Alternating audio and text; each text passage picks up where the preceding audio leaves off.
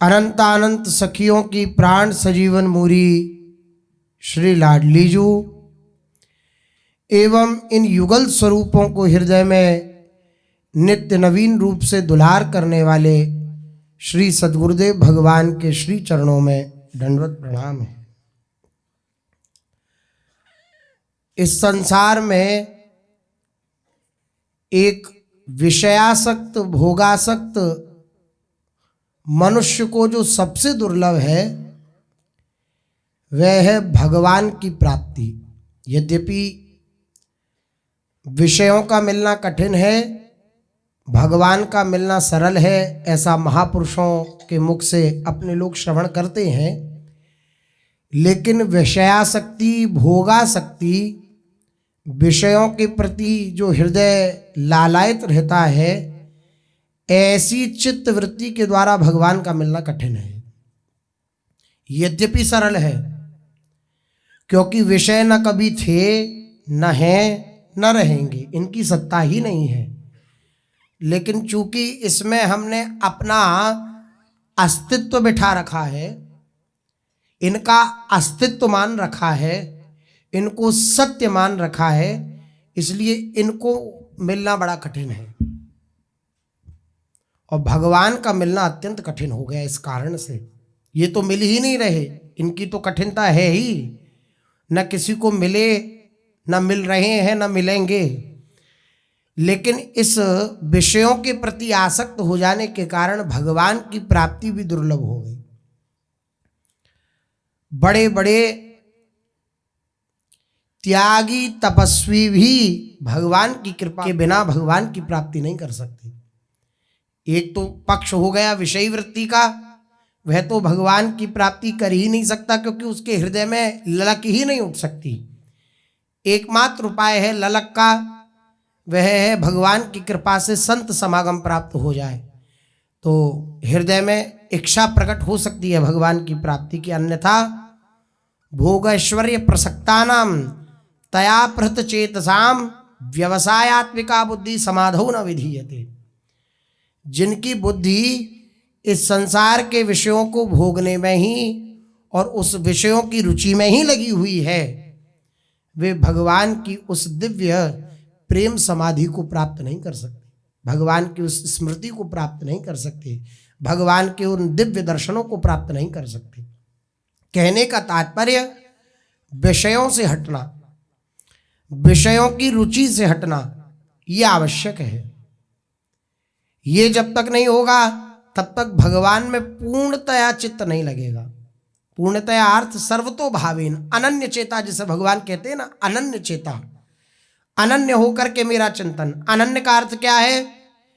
न अन्य, भगवान के सिवा जिसको कुछ नहीं दिख रहा, वही अनन्य चिंतन से युक्त है। तो ऐसी स्थिति तभी आती है जब विषयों से अलगाव और भगवान के प्रति लगाव, तब ऐसी स्थिति आने का प्रयास उपासक करता है, भगवान की कृपा से आ जाती है। ये तो हुई एक विषयी वृत्ति की बात। फिर भी कितने दुर्लभ हैं भगवान। यो ब्रह्म रुद्र शुक नारद भीष्म मुख्यैरालक्षितो न सहसा पुरुषस्य तस्य। ब्रह्मा, भगवान शंकर, भगवान भीष्म पितामह महाभागवतों में आते हैं, भगवत कोटि के महापुरुष हैं, लेकिन उनके लिए भी अलक्षित कह दिया गया भगवान को। उनके लिए भी अत्यंत दुर्लभ हैं।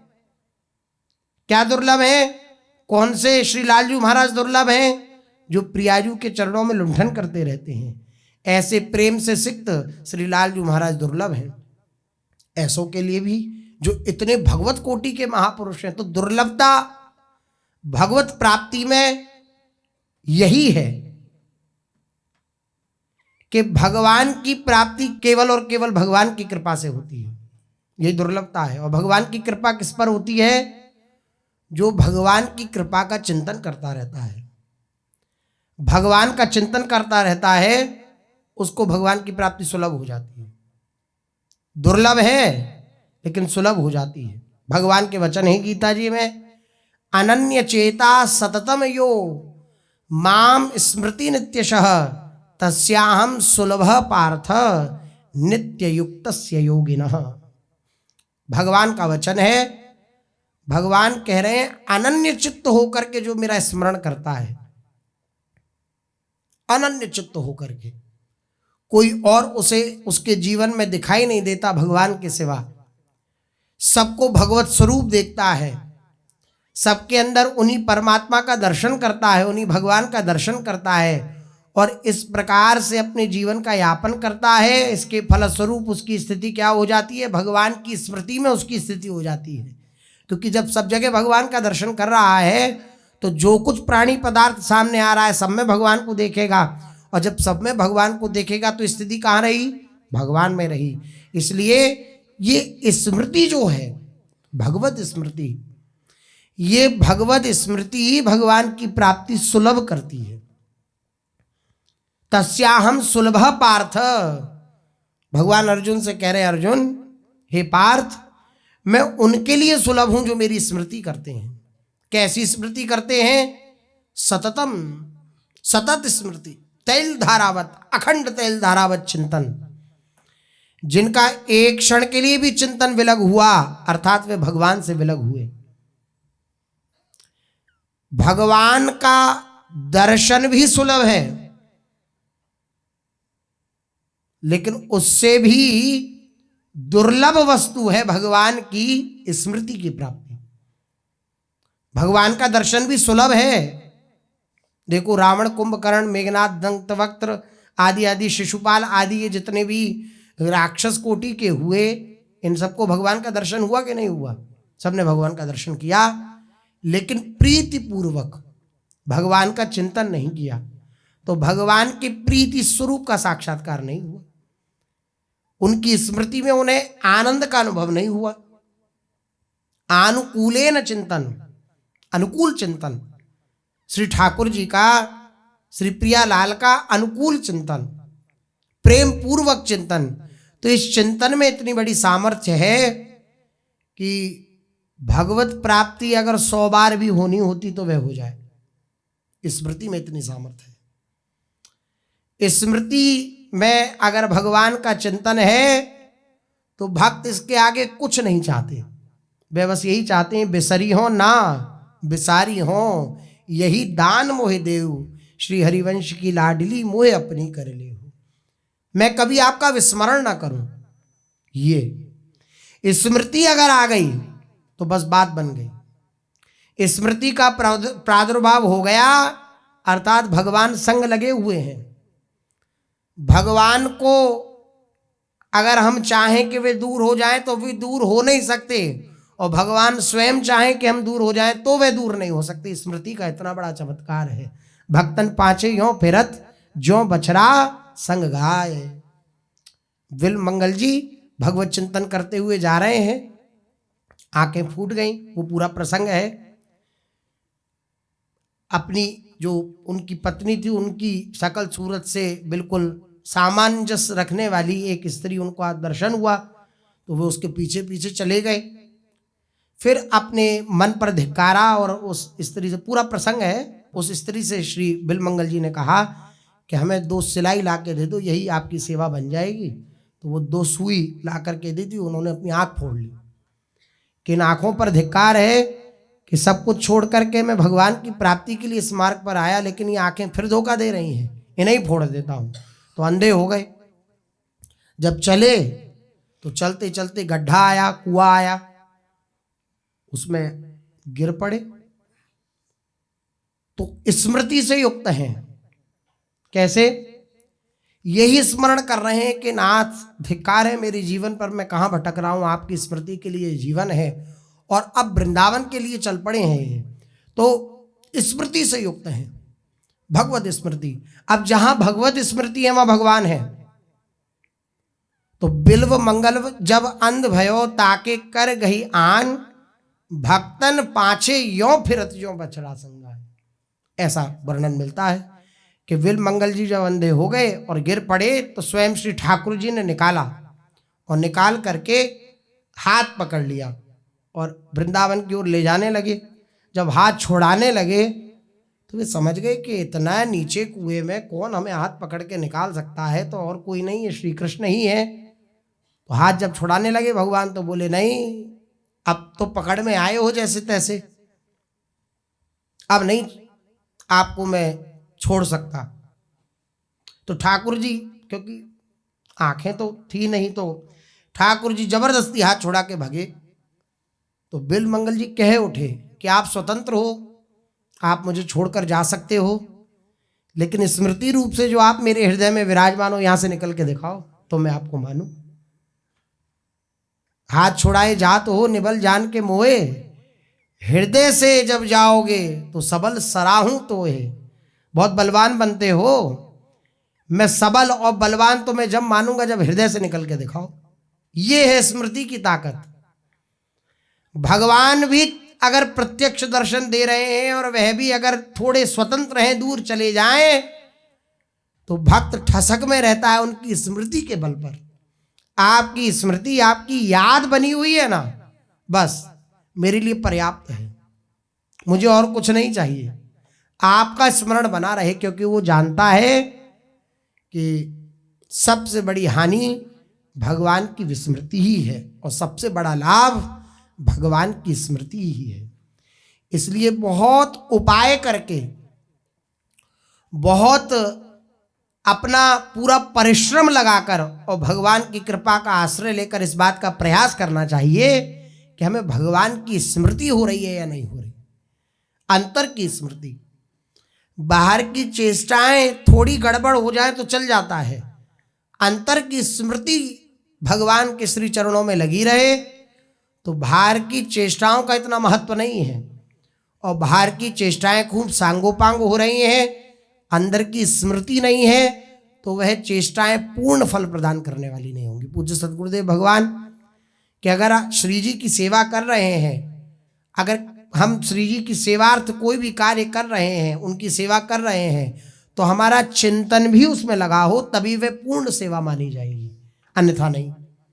अब सेवा में क्या होता है, राग द्वेष का चिंतन होता रहता है। उसने ये कह दिया, उसने वह कह दिया, उसने हमें आज ऐसे नहीं बैठने दिया, वैसे खड़े नहीं होने दिया, और इस तरीके से इन सब बातों का ही विचार करके हम सेवा करते हैं। तो जो सेवा का फल है, सेवा का फल क्या है, प्रसादस्तु प्रसन्नता। सेवा का फल है प्रसन्नता, हृदय आनंदित हो जाए, हृदय उत्साहित हो जाए, हृदय प्रियालाल के लिए और आसक्त चित्त हो जाए, ये सेवा का फल है। अगर ये सेवा का फल प्राप्त नहीं हो रहा है, इसका अर्थ क्या है कि सेवा में राग द्वेष ये सब दोष आ चुके हैं। ये दोष जो हैं ये सेवा का लाभ नहीं लेने दे रहे। अब खूब पसीना चुवाया जाए, लेकिन जैसे कोई अंधा बटे और पड़ा चबाए, ये वाली स्थिति हो जाती है। खूब पसीना चुवाया, बटने में रस्सी, लेकिन पीछे पड़ा खड़ा था, वो सब खाता गया, तो क्या प्राप्त हुआ, कुछ प्राप्त नहीं हुआ। हमारे जो इस मार्ग पर हम चले हैं, तो हमारे जीवन की जो चर्या है वो बिल्कुल ठीक है, गुरु प्रदत्त है, और सेवा जो हम कर रहे हैं वे भी गुरु प्रदत्त है, खूब अच्छी प्रकार से उसका निर्वहन कर रहे हैं। लेकिन ये राग द्वेष आदि जो दोष हैं, इनसे न बचने के कारण खूब मेहनत करने पर भी हमें आनंद का अनुभव नहीं हो रहा, आनंदित नहीं हो पा रहे हम। इसलिए इस बात पर दृष्टि रखें कि हमारी स्मृति चल रही है या नहीं चल रही। सेवा करते हुए, अपनी सेवा कार्य को करते हुए, नाम जप करते हुए, नाम जप करते हुए भी स्मृति, ये भी विचारणीय विषय है। सेवा करते हुए स्मृति तो ठीक, नाम जप करते हुए भी नाम की स्मृति, श्री चतुरासी जी का पाठ करते हुए भी श्री चतुरासी जी की स्मृति। ये बात, हम चतुरासी जी का पाठ करते हैं, जैसे मान लो कंठ हो गई, कंठ हो गई अर्थात याद हो गई, तो अब याद करने में क्या होता है कि मन भटका देता है। वाणी जी सामने नहीं है, याद है, अब 20 25 30 पद निकल गए, पता ही नहीं लगा। 30वें पद पे अच्छा यहाँ आ गए, आज तीराजत दंपति भोर 31, अच्छा पीछे के हो गए, मतलब तो अंदर ही अंदर प्रश्नोत्तर चलते हैं। कहने का तात्पर्य चिंतन युक्त नहीं हुआ। चिंतन युक्त न होने के कारण ऐसी स्थिति आती है कि 10 20 20 50 50 पद निकल जाते, पता नहीं लगता। इसलिए श्री सद्गुरुदेव भगवान ने आज्ञा करी कि एक बार चिंतन से श्री चतुरासी जी का पाठ करें 24 घंटे में, चिंतन के द्वारा, मन से सोच कर अंदर से, तो उससे क्या होगा कि मन अगर इधर उधर भागा तो बंद हो जाएंगी, वो बंद होंगी तो पता लग जाएगा। तो चिंतन युक्त तो होकर के पाठ करने से बड़ा लाभ है, लेकिन पहले एक बार कंठ हो। यद्यपि वस्तु शक्ति एक अपनी प्रभावी होती है, वह अपना प्रभाव दिखलाती है, लेकिन अगर वर्तमान में आनंद का अनुभव करना है तो चिंतन पे दृष्टि देनी आवश्यक है, स्मृति पे दृष्टि देनी आवश्यक है। स्मृति अगर होने लग जाए तो बस भगवान की प्राप्ति बिल्कुल सुलभ है। भगवान का वचन है, भगवान ही अपनी प्राप्ति की बात कह रहे हैं। तस्याहम सुलभ पार्थ नित्य युक्तस्य योगिनः, जो नित्य युक्त है मेरे में, नित्य मेरे में चिंतन लगाए हुए हैं, नित्य निरंतर जिनका चिंतन मेरे में लगा हुआ है, उनके लिए मैं अत्यंत सुलभ हूं। कहा जाता है भगवान की प्राप्ति कैसे हो, श्री जी की प्राप्ति कैसे हो, हमें उनकी प्राप्ति करनी है, हमें उनकी अब हम व्याकुल तो हैं, लेकिन जो उपाय बतलाया जा रहा है उसके अनुसार अपने जीवन को नहीं ढाल रहे हैं, तो कैसे फिर बात बनेगी। स्मृति जो है इतनी विशेष है कि वे भगवत प्राप्ति की लगन दे देती है, भगवत प्राप्ति की चाह, गाढ़ चाह दे देती है। स्मृति में इतनी बड़ी शक्ति है, जिनकी स्मृति कर रहे हैं उनसे मिलने की प्रगाढ़ चाह हृदय में हो जाती है। और फिर एक स्थिति ऐसी भी आती है, स्मृति करते करते स्मृति में इतनी आसक्ति हो जाती है कि फिर भगवान के मिलन की भी चाह समाप्त हो जाती है। वह मिले या न मिले इसकी भी चाह समाप्त हो गई, केवल ये जो प्यारी प्यारी स्मृति चली हुई है ये चलती रहे। इसलिए देखिए ध्रुव जी महाराज के हृदय में भगवान शंख चक्र पद्म धारण किए हुए इस दिव्य स्वरूप से प्रकट हो गए। पहले हृदय में प्रकट हुए भगवान, ध्रुव जी महाराज का आप प्रसंग देखें, हृदय में प्रकट हुए, और इतना गाढ़ चिंतन श्री ध्रुव जी महाराज का कि उनकी श्वास प्रश्वास रुकी तो समष्टि ब्रह्मांड की श्वास रुक गई। तो सब व्याकुल होकर भगवान के निकट पहुंचे कि आप ये सब व्याकुल हो रहे हैं जन, आप जाइए ध्रुव जी को दर्शन दीजिए। तो बोले अब ध्रुव जी को दर्शन नहीं देने जाना है, मुझे ध्रुव जी का दर्शन करने जाना है कि कैसा छोटा सा बालक मेरी स्मृति में लगा हुआ है। तो भगवान आए, भगवान सामने खड़े हैं श्री गरुड़ जी पे विराजमान होकर, चतुर्भुज नारायण, लेकिन ध्रुव जी अपनी आंख नहीं खोल रहे, क्योंकि उस स्मृति में जो भगवान का साक्षात्कार हो रहा उसमें इतनी आसक्ति हो गई है कि प्रत्यक्ष भगवान खड़े हैं, लेकिन ध्रुव जी ने आंख नहीं खोली। तो भगवान ने फिर क्या किया, उनके हृदय में जो वो दिव्य मूर्ति थी, वो दिव्य स्वरूप था स्मृति में उनकी, उसका हरण कर लिया। अब जैसे ही वो हरण किया तो व्याकुल हुए ध्रुव जी महाराज। जैसे कुछ स्मृति में कुछ अंदर से चला जाए तो एकदम छटपटाता है ना व्यक्ति, तो छटपटाए, छटपटाकर आंखें खोली तो जो अंदर दर्शन कर रहे थे वो बाहर। तब दर्शन हुआ श्री ध्रुव जी महाराज को। कहने का तात्पर्य, स्मृति में इतनी गाढ़ आसक्ति हो गई कि प्रत्यक्ष भगवान खड़े हैं, लेकिन आंख खोलने का भान नहीं है, क्योंकि अंदर जो स्मृति में भगवान है वो अद्भुत सुख प्रदान कर रहे हैं, अद्भुत आनंद प्रदान कर रहे हैं। ये है स्मृति का सुख। इसलिए महापुरुषों ने कहा कि हे नाथ, आपकी स्मृति मेरे जीवन में बनी रहे, आपकी मैं याद करता रहूं, यही मेरे जीवन का परम लाभ है।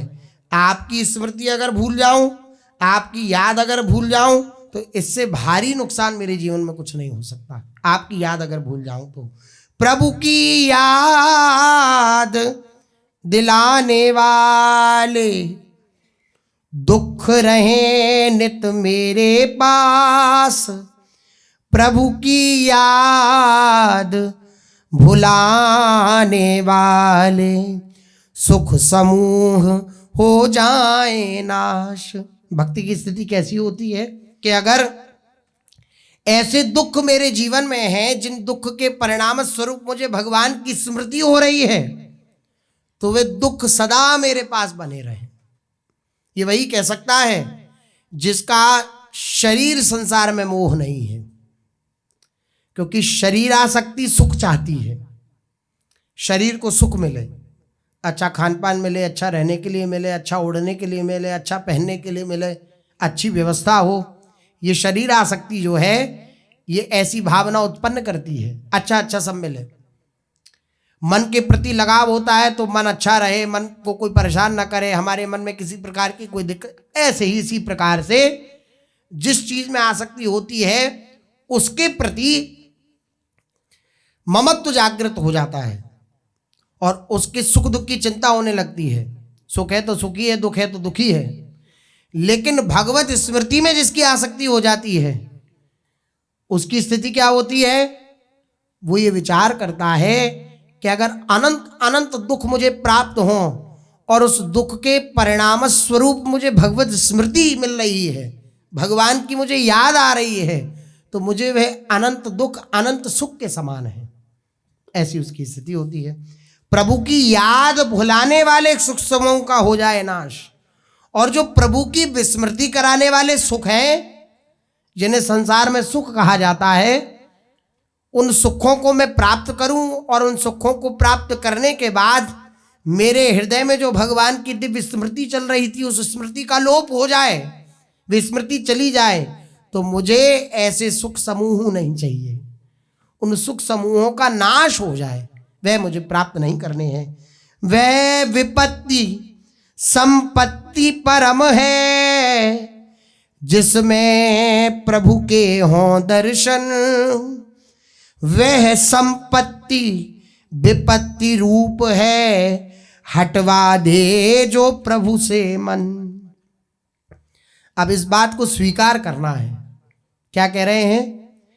वह विपत्ति संपत्ति परम है जिसमें प्रभु के हों दर्शन। वह विपत्ति संपत्ति के समान है जिसमें हमें भगवान के दर्शन या भगवान के मंगलमय विधान के दर्शन हो रहे हैं। वे बड़ी से बड़ी विपत्ति भी संपत्ति के समान है और वे बड़ी से बड़ी संपत्ति भी विपत्ति के समान है जिस संपत्ति को प्राप्त करके हमारा चित्त हमारा मन भगवान से हट जाए, अलग हो जाए, वे संपत्ति भी हमारे लिए विपत्ति है। वे अपमान मान सच्चा है जिसमें हो शुभ प्रभु का भान, जो प्रभु से संपर्क छुड़ा दे वह है जलने लायक मान। वह अपमान भी हमारे लिए मान के समान पूज्य है जिस अपमान में भगवान की शुभ स्मृति जागृत होती है, जिसमें हो शुभ प्रभु का भान, जिसमें भगवान की स्मृति जागृत हो जाए, ये पता लगे कि यह अपमान मेरे प्रभु के द्वारा प्रदत्त है, वे अपमान मेरे लिए मान के समान है। महापुरुषों की ऐसी चित्त की स्थिति होती है, तभी उन्हें रस का अनुभव होता है। वे अपमान मान सच्चा है जिसमें हो शुभ प्रभु का भान, और जो प्रभु से संपर्क छुड़ा दे, भगवान की स्मृति छुड़ा दे, तो वह जलने लायक मान है। उस मान में तो आग लग जाए। सुख के माथे सिल पड़े जो हरिदेय भुलाए, बलिहारी वा दुख की जो पल पल नाम रटाए। उस सुख पर, उस सुख के माथे पर सिल पड़ जाए। सिलबट्टा होता है ना, तो सिल जो होती है, तो कह रहे हैं कि सिल पड़ जाए उस सुख पर, कि जिस सुख के द्वारा हमारे भगवान की स्मृति में बाधा उत्पन्न हो जाए, विस्मृति हो जाए भगवान की, उस सुख पर सिल पड़े। और बलिहारी है उस दुख की जो पल पल में भगवान की स्मृति दिलाता रहे, भगवान के नाम का रटन कराता रहे, भगवान की मीठी मीठी याद आती रहे। वह दुख भी हमारे लिए सर्वोपरि सुखदायक है। अब इस भेद को हम समझ पाए सत्संग के प्रभाव से, नाम जप के बल को ग्रहण करके, तो बात तो ठीक है। अन्यथा सुनने में तो अच्छी है, कहने में भी अच्छी है कि दुख मिले सुख छूट जाए, वह दुख मिले जिसमें भगवान की स्मृति हो, वह सुख छूट जाए जिसमें भगवान की विस्मृति हो। ऐसी अगर हृदय की स्थिति हो जाए, हृदय से हम स्वीकार कर लें तो बात बनेगी, अन्यथा कहने सुनने से तो बात नहीं बनती है। कहने सुनने का लाभ तभी होता है जब भगवान नाम का बल हमारे पास होता है, तो धारण शक्ति होती है। जब हम नाम खूब रटन करेंगे तो जिन महापुरुषों के वचनों को, जिन महापुरुषों के अनुभवों को हम श्रवण कर रहे हैं, उन अनुभवों को धारण करने की योग्यता हमारे अंदर आएगी अगर हम नाम रटन करेंगे तो प्रयास करें अधिक से अधिक भगवान नाम का रटन करने का, क्योंकि भगवान नाम में ही वह सामर्थ्य है कि वह जो ज्ञान, वह जो वैराग्य और जो कुछ भी आवश्यक है भगवान की प्राप्ति के लिए, वह सब प्रकट करने में सामर्थ्यवान है ये भगवान नाम।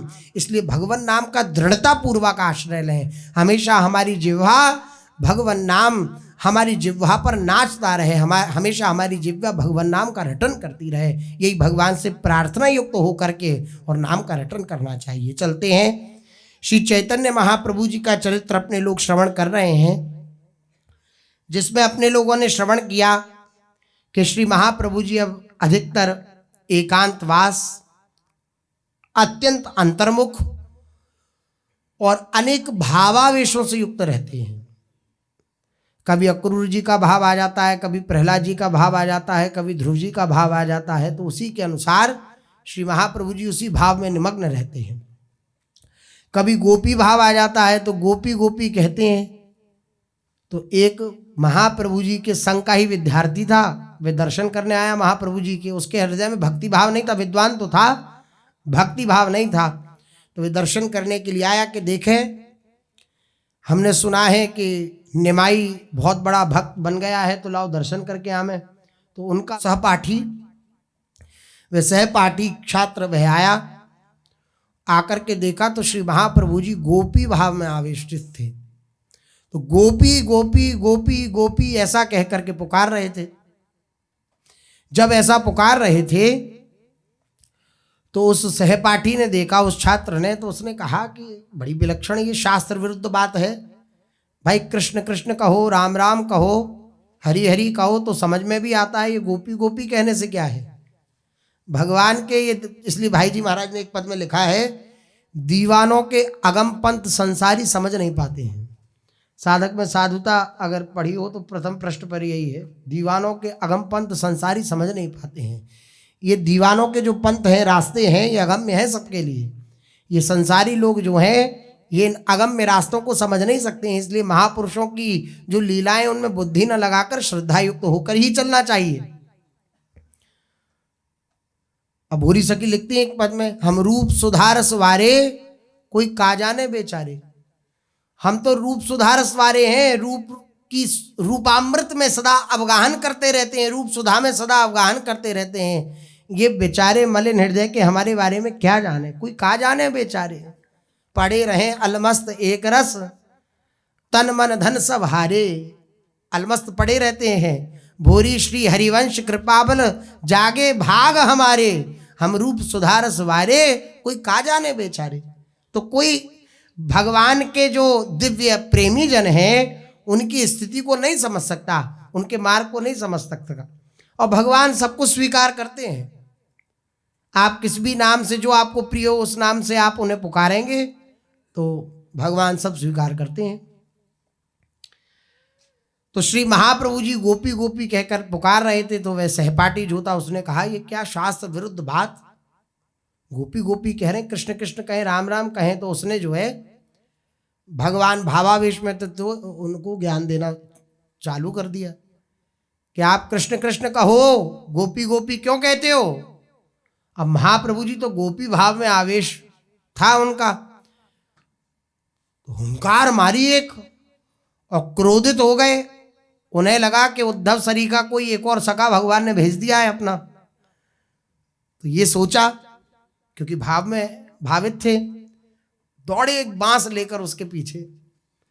अब बांस लेकर जैसे ही पीछे दौड़े तो वो उठा, अपनी धोती उठाई, उसने बोले अरे ज्ञान व्यान तो सब बाद में होगा, लेकिन पहले अपनी जान बचाना ज़्यादा आवश्यक है। तो भागा, वो दूर तक भागा। श्री महाप्रभु जी भागे, भक्तों ने देखा कि महाप्रभु जी तो भाव में भावित हैं। श्री महाप्रभु जी को रोका, तुरंत मूर्छित हो गए श्री महाप्रभु जी। वो भागता गया, भागते भागते भागते फिर पीछे उसने मुड़ के देखा तो कोई नहीं आ रहा था, तो रुका, हबारी ले रहा है, हाँप रहा है। लोगों ने पूछा क्यों भाग रहे हो भाई, पूरे नवद्वीप में भागते भागते तुम्हें इतनी देर हो गई, क्या कारण है, क्यों भाग रहे हो। तो पहली थोड़ी देर तो वो हाँपा, फिर लोगों ने दया करके उसको पंखा जला, थोड़ा पानी वानी पिलाया, शांत बैठा। बोले अरे हमने सुना था ये जगन्नाथ मिश्र का लड़का जो है निमाई, ये भक्त बन गया है। लेकिन ये तो बड़ी विचित्र स्थिति, हमने जाकर के देखा तो वो गोपी गोपी कह रहा था। हमने तो भाई उसका भला करने के लिए उससे कहा कि कृष्ण कृष्ण कहे, तो वह हमें मारने के लिए दौड़ पड़ा। भलाई का तो जमाना ही नहीं है। और अब आप देखो हम कैसा मजा चखाएंगे। हमारे अंतर्गत इतने छात्र हैं कि अगर हम उनसे कह देंगे तो सब ये कीर्तन करने वालों की भड्डी पसली एक कर देंगे। गए विद्यार्थियों से कहा, विद्यार्थी तो जले भुने थे ही पहले से ही। महाप्रभु जी की इतनी ख्याति से लोग चढ़ते हैं, ईर्ष्या होती है कि उसकी होती है, हमारी क्यों नहीं होती। तो वैसे बने तो हो जाए। अब सब चढ़ने वाले बोले अब जाते हैं, जाकर के परास्त करते हैं, आज जाते हैं सबको खूब। तो जो थोड़े बहुत समझदार थे उन्होंने कहा भाई अभी तो आ ही गए हैं ये, अगर हम दोबारा जाएंगे और उनकी तरफ से कोई प्रतिक्रिया ना हुई तो बात ठीक नहीं रहेगी, सब लोग बदनामी करेंगे।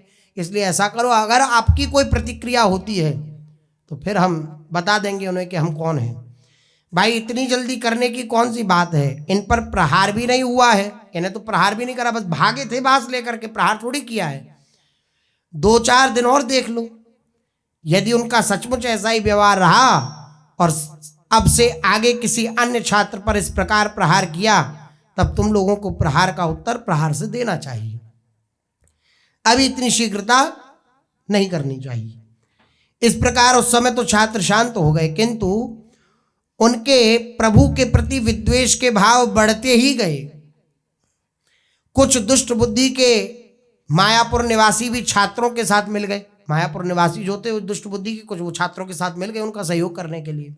इस प्रकार महाप्रभु के विरुद्ध एक प्रकार का बड़ा भारी दल बन गया। देखिए, जीव जगत के कल्याण के लिए स्वयं भगवान अवतार लेते हैं आचार्य रूप में, लेकिन उनको भी संसार छोड़ता नहीं। भगवान को नहीं छोड़ा तो उनको क्या छोड़ेगा है। भगवान राम सब सकुशल अयोध्या जी आए हैं, लेकिन एक के कहने पर पूरी अयोध्या उजड़ गई। पुनः सब जानते ही हैं उस प्रकरण को। तो भगवान को जब नहीं कोई छोड़ता तो फिर महापुरुषों को यही, लेकिन महापुरुष और भगवान में यही अंतर है। भगवान तो क्रोधित होकर उस क्रोध के द्वारा उस आतताई का उद्धार कर देते हैं, विनाश कर देते हैं। लेकिन भक्तजन के स्वरूप में जब भगवान प्रकट होते हैं, आचार्य स्वरूप में जब भगवान प्रकट होते हैं, तो उस आतताई का जो हृदय का मल होता है उसका नाश कर देते हैं। ये भगवान में और भगवान के भक्तों में अंतर है। वही भगवान जब महापुरुष के रूप में आते हैं तब हृदय को निर्मल करते हैं, हृदय को बिल्कुल निर्मल करके और अपने प्रेम को प्रदान कर देते हैं। ये भगवान के भक्त करते हैं। भावावेश के अनंतर महाप्रभु को सभी बातें मालूम हुई। जब भावावेश संवरण हुआ तो श्री महाप्रभु जी को मालूम हुआ कि कैसी कैसी घटना घटी थी। इससे उन्हें अपार दुख हुआ। वे घर बार तथा इष्ट मित्र और अपने साथी भक्तों से पहले से उदासीन थे। इस घटना से उनकी उदासी और भी अधिक बढ़ गई। अब उन्हें संकीर्तन के कारण फैली हुई अपनी देशव्यापी कीर्ति काटने के लिए दौड़ने लगी। देखिए, भक्तजनों पर कोई आक्षेप करता है तो भक्तजन अपने में ही दोष देखते हैं कि हम में कोई ऐसा दोष है कि लोग हमारा विरोध कर रहे हैं। वे ये नहीं देखते कि उनकी जलन है, वो ये देखते हैं हम में ही कोई दोष है। अब महाप्रभु जी को ये जो देशव्यापी समृद्धि थी, ये जो ख्याति थी, ये महाप्रभु जी को काटने के लिए दौड़ने लगी कि इसी के कारण ये सब हो रहा है, ये विद्वेषी बन रहे हैं, मेरी ही कमी है, ये इतना क्यों फैल रहा है ये देश ख्याति।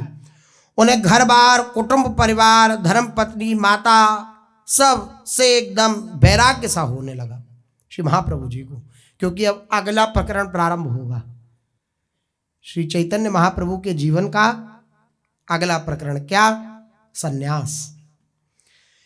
उनका मन मधुप अब घिरी हुई सुगंधित वाटिका को छोड़कर खुली वायु में स्वच्छंदता के साथ जंगलों की कटीली झाड़ियों के ऊपर विचरण करने के लिए उत्सुकता प्रकट करने लगा।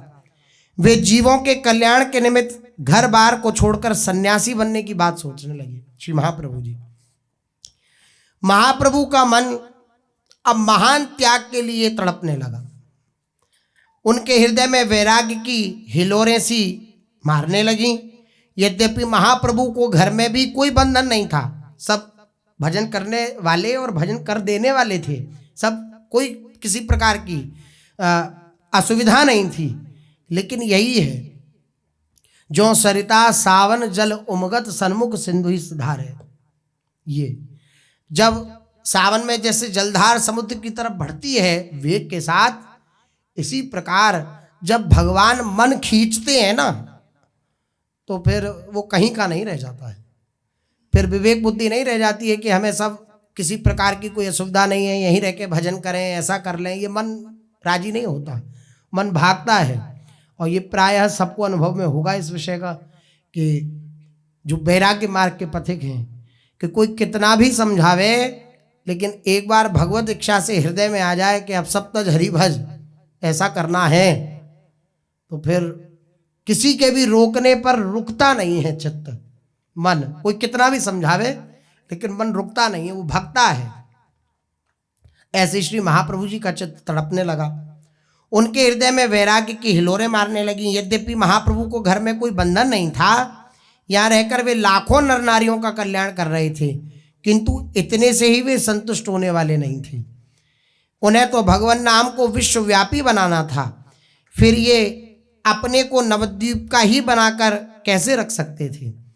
वे तो संपूर्ण विश्व की विभूति थे, भगवत भक्त मात्र के वे पूजनीय तथा वंदनीय थे। ऐसी दशा में उनका नवद्वीप में ही रहना असंभव सा हो गया। महाप्रभु भला घर कैसे रह सकते थे? उनके मन में संन्यास लेने के भाव प्रबलता के साथ उठने लगे, खूब प्रबलता के साथ कि अब हम बाबा जी होंगे, संन्यास ग्रहण करेंगे। वे मनी मन सोचने लगे कि अब हम जब तक सन्यासी बनकर और मूड़ मुड़ाकर घर घर भिक्षा नहीं मांगेंगे, तब तक न तो हमारी आत्मा को पूर्ण शांति प्राप्त होगी और न हमारे इन विरोधियों का ही उद्धार होगा। ये इसलिए मन खिंचने लगा प्रभु की तरफ।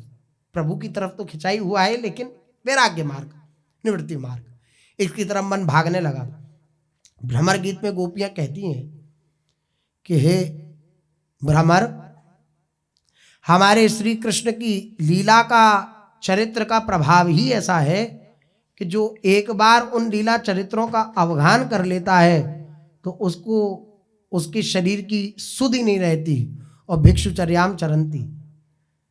भ्रमर गीत में लिखा है, स्वयं गोपीजनों के द्वारा उद्धृत बात है कि वो किसी योग्य नहीं रहता, फिर दर दर भीख मांगता डोलता है, अर्थात भिक्षा मांगता डोलता है।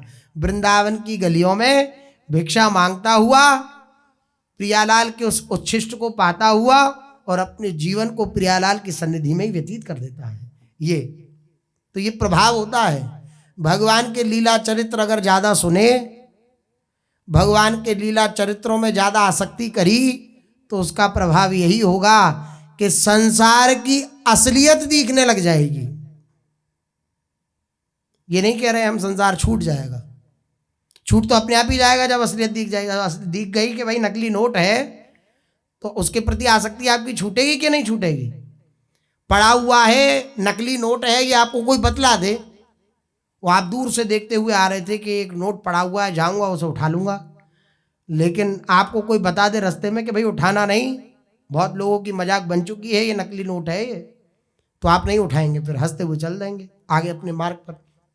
इसी प्रकार जब ज़्यादा भगवान के लीला चरित्र सुने जाते हैं, संतों की सन्निधि में रहा जाता है, संतों का ज़्यादा समागम किया जाता है, तो इस संसार की असलियत दिखने लगती है।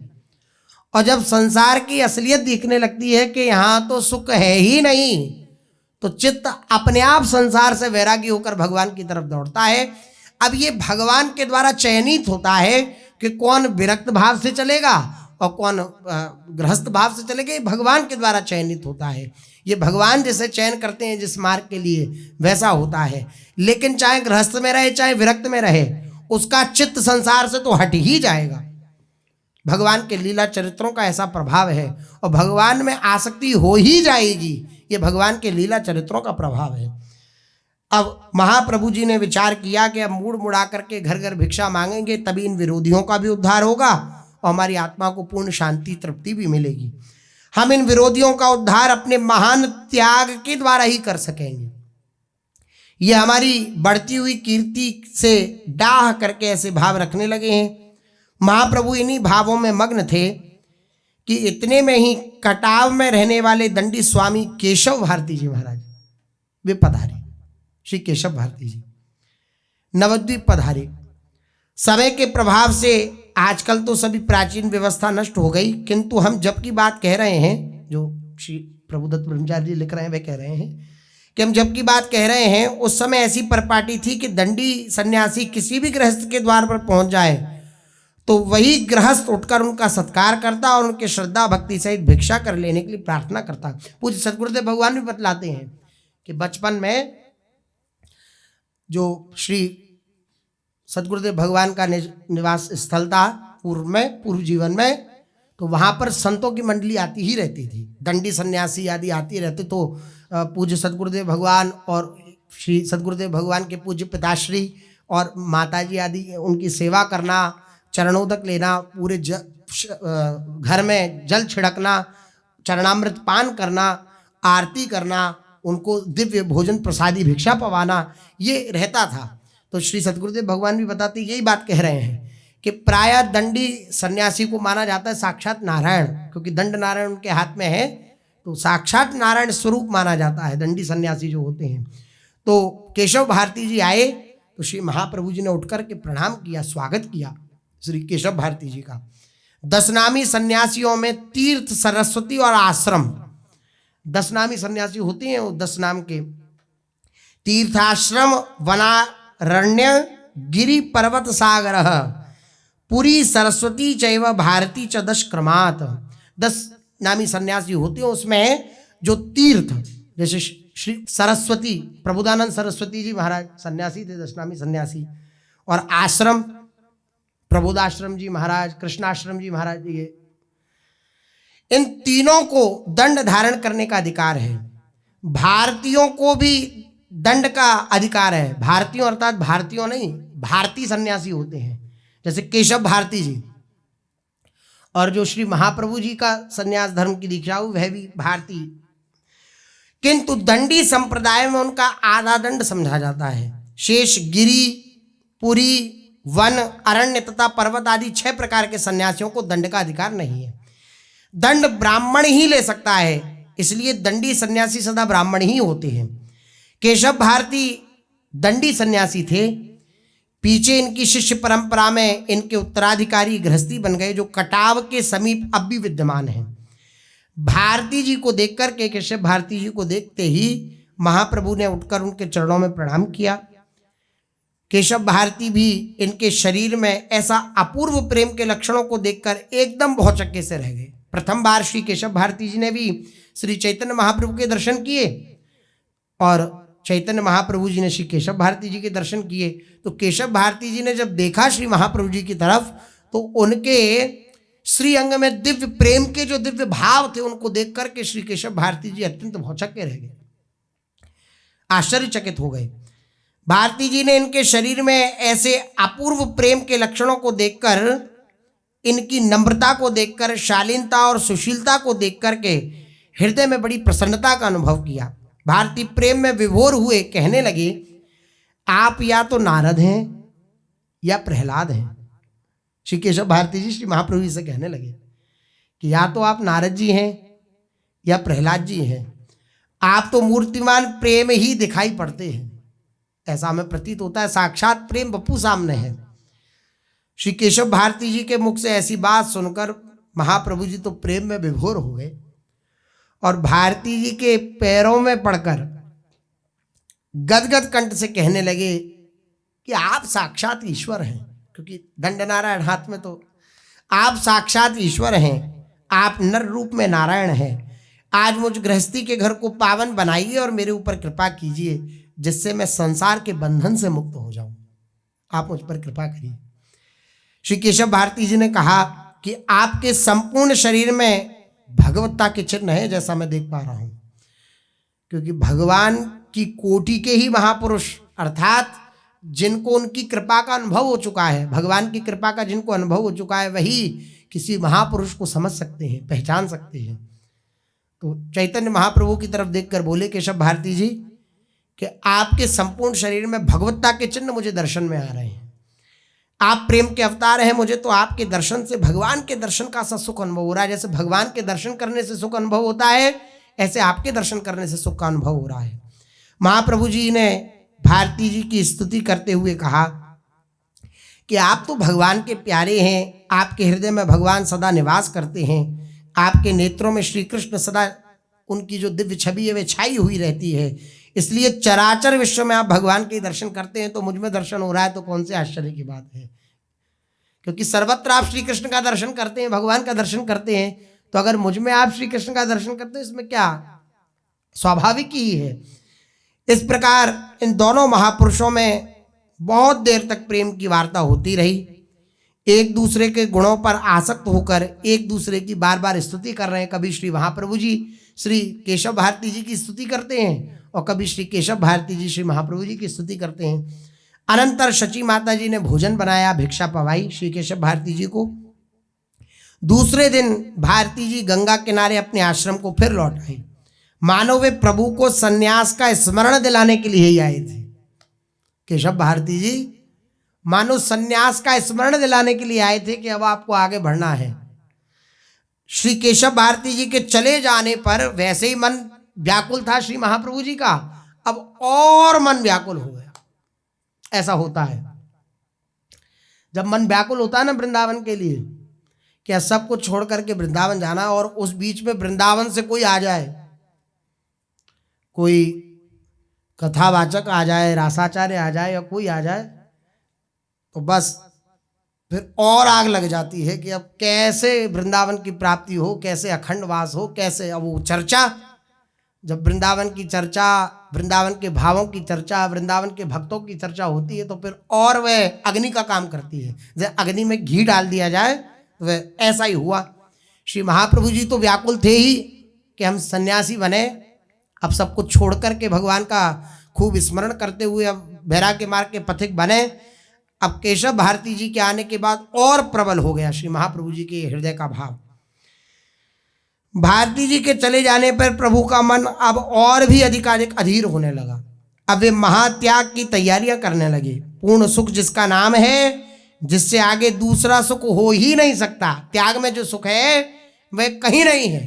इसलिए भगवान ने गीता में क्या, त्यागात् शांतिरनंतरम, त्याग से शांति की प्राप्ति होती है, संग्रह से शांति की प्राप्ति नहीं होती, त्याग से शांति की प्राप्ति होती है।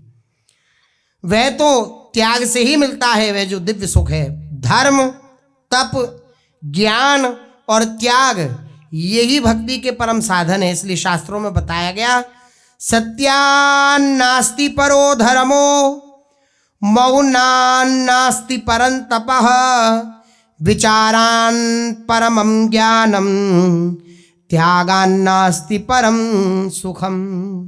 अर्थात जिसने एक सत्य का अवलंबन कर लिया उसने सभी धर्मों का पालन कर लिया। सत्य का अवलंबन, भगवान का अवलंबन। सत्य स्वरूप कौन है? भगवान है। गर्भ स्तुति में जब देवतागण गर्भ स्तुति करते हैं श्री देवकी जी के गर्भ की, श्री कृष्ण की स्तुति करते, क्या कहते हैं?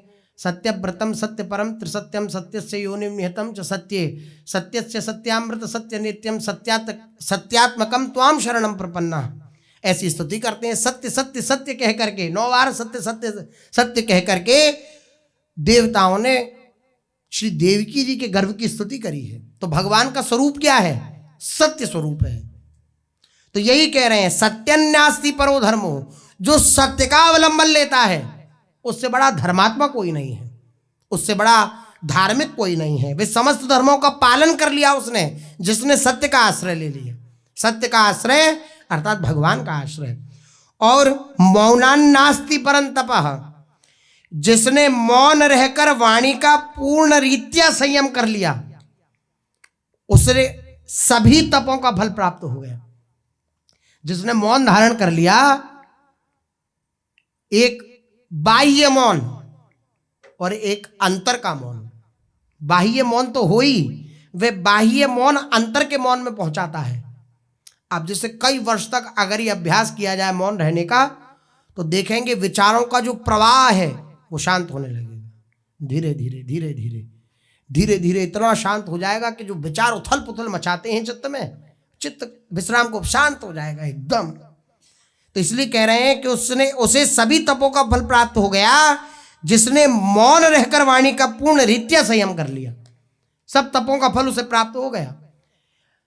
मौन का प्रभाव पड़े चित्त पर, अंतःकरण पर, अंतःकरण भी मौन हो जाए, चुप हो जाए, अंदर भी शांति ही शांति फैल जाए। ये और विचारान परमम ज्ञानम त्यागान नास्ति परम सुखम, जो सदा सत असत का विचार करता रहता है उसके लिए इससे बढ़कर और ज्ञान हो ही क्या सकता है। सत और असत का विचार पूर्वक अपने जीवन का जो यापन करता है, इससे बड़ा कोई विचार नहीं हो सकता, इससे बड़ा कोई ज्ञान नहीं हो सकता। और जिसने सर्वस्व त्याग कर दिया उसने सबसे श्रेष्ठ परम सुख को प्राप्त कर लिया। जिसने सब कुछ त्याग दिया उसने परम सुख को प्राप्त कर लिया। हमारी आंतरिक भ्रांति ये रहती है कि हम जितना इकट्ठा करेंगे, जितना इकट्ठा करके रख लेंगे, उतना हमें सुख की प्राप्ति होगी आगे। लेकिन सिद्धांत यह है कि जितना त्याग देंगे उतना सुख की प्राप्ति होगी। त्यागात् शांतिरनंतरम त्यागा नास्ति परमम सुखम। त्याग के समान कोई परम सुख नहीं है, इससे बड़ा कोई परम सुख नहीं है। तो श्री महाप्रभु जी अत्यंत लालायित होने लगे कि सब कुछ त्याग करके और अब मुझे सन्यास वेश धारण करके और आगे की लीला करनी है। महाप्रभु का वैराग्य दिनों दिन बढ़ता ही जा रहा है। उधर विरोधियों के भाव भी महाप्रभु के प्रति अधिकाधिक उत्तेजना पूर्वक होते जा रहे हैं और बढ़ते जा रहे हैं। दुष्ट प्रकृति के कुछ पुरुष प्रभु के ऊपर प्रहार करने का सुयोग ढूंढने लगे। देखिए, अवतारी हैं श्री महाप्रभु जी, हम आप तो क्या ही हैं, वे स्वयं अवतारी हैं, प्रेम स्वरूप हैं। और ऐसे प्रेम स्वरूप हैं कि जो दर्शन कर ले उसके हृदय में प्रेम का प्रादुर्भाव हो जाए, ऐसे हैं। लेकिन उनके भी विद्वेषी हैं और यहां तक चेष्टा कर रहे हैं कि कैसे उनके ऊपर प्रहार किया जाए। दुष्ट प्रकृति के कुछ पुरुष प्रभु के ऊपर प्रहार करने का सुयोग ढूंढने लगे। महाप्रभु ने ये बातें सुनी और उनके हृदय में उन भाइयों के प्रति महान दया आई। ये उनकी दुष्टता और ये संत का संतत्व। सुना होगा दृष्टांत कि गंगा किनारे एक संत गए तो बिच्छू बेचारा जल में जा रहा था, डूब रहा था। तो बार बार वो संत उस बिच्छू को उठाते किनारे करने के लिए, तो डंक मार देता, डंक मारता, वैसे ही छूटता हाथ से, फिर गिर जाता, फिर उठाते, फिर वह डंक मार देता। तो पास में खड़ा हुआ एक व्यक्ति देख रहा था, बोले आपको अपने प्राण प्यारे नहीं है क्या? वे बार बार डंक मारता है, उसमें के अंदर विष है और आप बार बार उसे पकड़ के बाहर किनारे पर लाने की चेष्टा कर रहे हो, अरे जाने दो उसे। तो संत ने कहा कि वे एक प्राकृतिक जीव है, प्रकृति का जीव है, वे अपने स्वभाव को नहीं छोड़ पा रहा, उसका स्वभाव है डंक मारना, वे अपने स्वभाव को नहीं छोड़ पा रहा, तो मैं संत होकर के अपने स्वभाव को कैसे छोड़ दूं? मैं संत होकर के अपने स्वभाव को नहीं छोड़ सकता। यही बात है। वे प्रहार करने की इच्छा रख रहे हैं अपने हृदय में कि कैसे क्या किया जाए, क्या विधान बनाया जाए कि हम प्रहार करें श्री महाप्रभु जी के ऊपर। और महाप्रभु जी जब इस बात को सुन रहे हैं तो वे अपने बचाने की चेष्टा, और ये सब नहीं, भगवान के स्वरूप हैं श्री महाप्रभु जी। ऐसी कोई लीला भी नहीं कर रहे हैं, अभिनय भी नहीं कर रहे हैं, केवल उनके हृदय में दया उत्पन्न हो गई है। क्या? इन जीवों का कल्याण हो जाए। ये होता है एक संत हृदय, ये होती है महापुरुषों की महिमा।